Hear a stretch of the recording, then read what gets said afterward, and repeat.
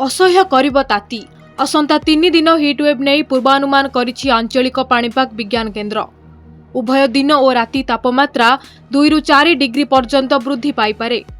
शुक्रवार संबलपुर और बौद्धरे हिटवेव जनजीवन को विशेष प्रभावित करिपारे। एथिपई जारी करा जाइछि येलो वार्निंग।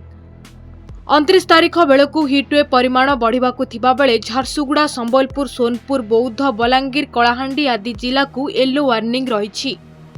30 तारीख रे एही सबु जिला सह बरगढ़ और सुंदरगढ़ जिला को मध्य येलो वार्निंग जारी होइछि।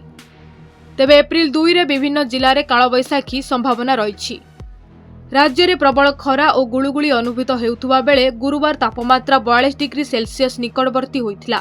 झारसुगुड़ा दिन तापमात्रा सर्वाधिक 41.4 डिग्री सेल्सियस रेकर्ड करा जायथिबा बेले बलांगीर 40.8 डिग्री, बौद्धरे 40.5 डिग्री, सोनपुर 40.2 डिग्री एवं हीराकुद 40.1 डिग्री तापमात्रा रहिथिला।